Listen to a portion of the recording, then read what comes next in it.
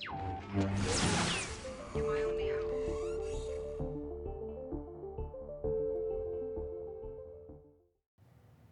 everybody, and welcome to Leia's Lair. Here's our recap and review of the first episode of Disney Plus's new The Mandalorian. Alright, well I guess we'll start with the show summary and the timeline the show takes place in. So it takes place about 5 years after the fall of the Empire in Return of the Jedi, and 20 years before the rise of the First Order in The Force Awakens. And just to give some context, the show does show that Imperial credits still work, but they seem like they're an outdated currency. And in terms of our protagonist, we're not really given a name for him other than the Mando or Mando. So now we'll just do a quick episode recap. The episode opens with the introduction of Mando completing a bounty.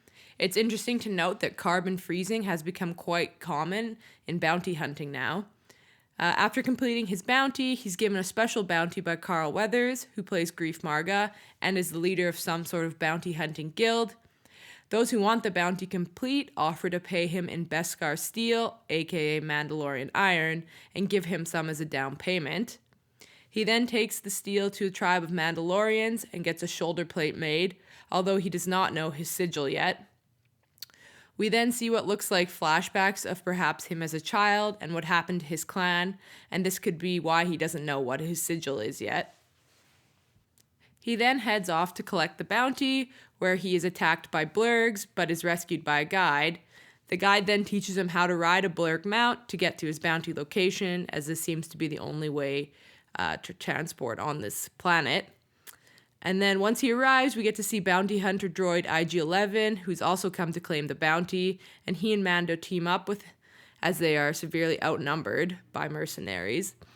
Eventually they defeat all the mercenaries, and they come across their bounty. Here it is revealed that the bounty target, that is supposed to be 50 years of age, is actually still a baby, and is of the same species as Yoda. IG-11 is about to eliminate the bounty when Mando shoots him to protect the baby. With much anticipation, the episode ends after this moment. So now we're going to have a little bit of an episode discussion and just go over what we like or didn't like about the episode. Okay. Yeah. So for me personally, I really liked this episode. I think it gave a good feel to the nostalgia of Star Wars. We get to see the carbon freezing. What else do we get to see? We get to see nods to Beskar steel. We get to see the different types of credits being used.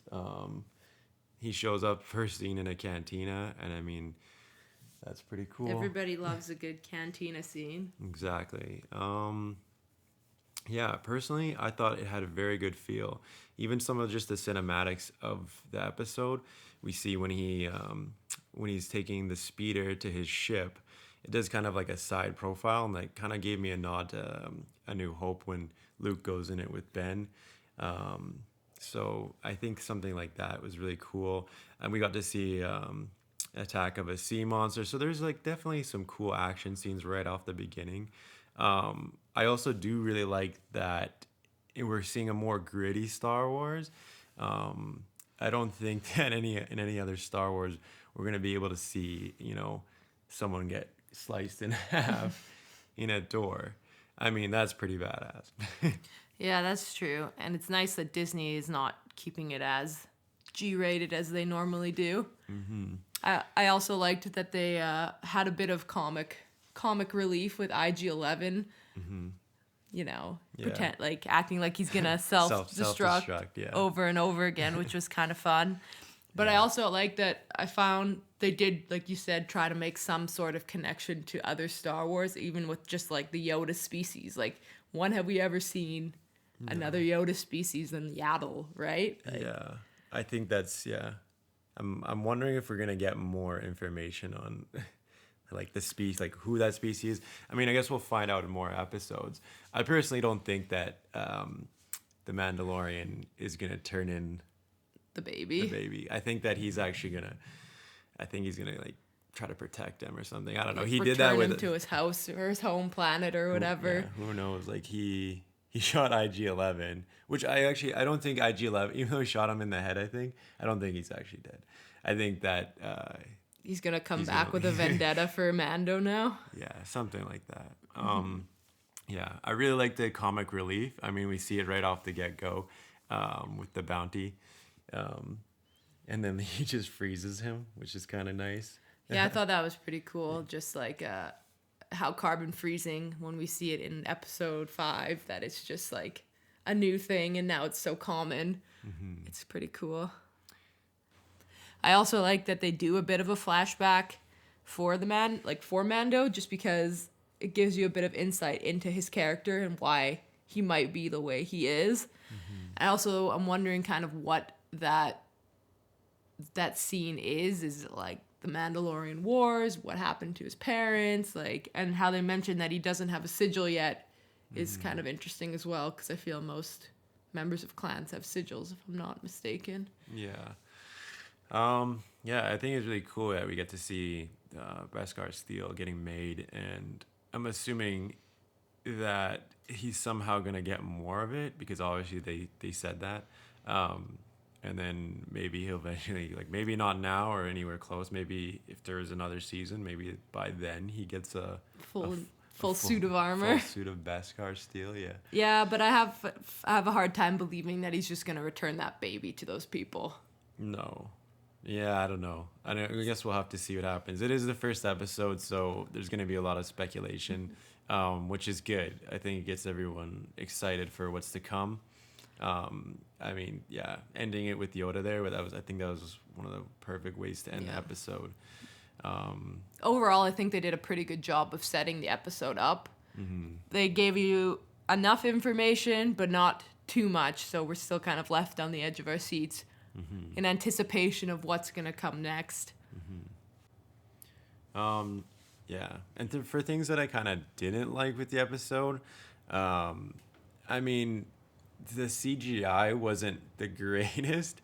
But that being said, it is TV, so obviously they're not going to go all out, and it wasn't bad, but there are just a few times, like, the blurg's really cool, but you could kind of see that, I don't know, it would have been nice had they used like I don't know, maybe an actual like animatronic thing, but I feel like they maybe couldn't have done that with the time.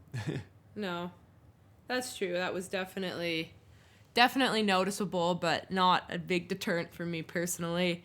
And I mean, I personally would have liked a bit more information about what was going on, but at the same time, I understand why they didn't give more information than they did in the first episode.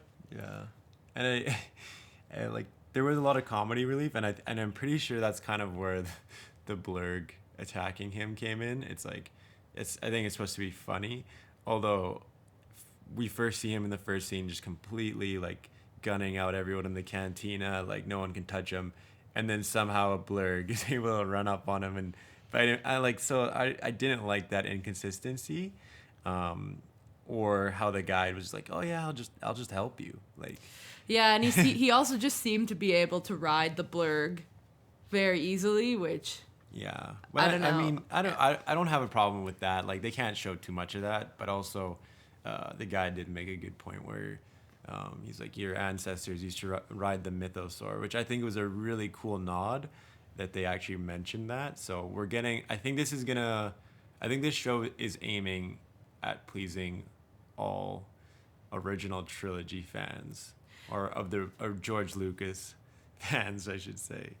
Yeah, I do like that, because I find a lot of the new stuff is kind of disconnected from the older stuff, so the fact that they're trying to connect or make some sort of connections anyways is pretty cool. Yeah, I guess I just also didn't like how short the episode was. I'm just kidding.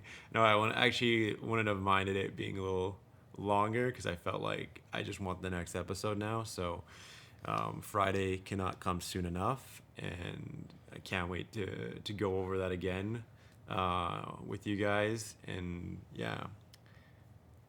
So in terms of giving this episode a review, I would probably give it an 8 out of 10, just because it was a lot of setting up for things to happen, and I can only imagine if this was an 8 out of 10, how much better the future episodes were going to be. So I don't want to give it too high of a rating too early on. And for me, I'm going to give it an 8.5 out of 10. The nostalgia really hit me with this one. So yeah, it was really well done in my mind. I thought it was a good pace, good introduction. It kept me wanting to watch more. Like, so I can't wait for the next episode to come out. So yeah, 8.5 for me.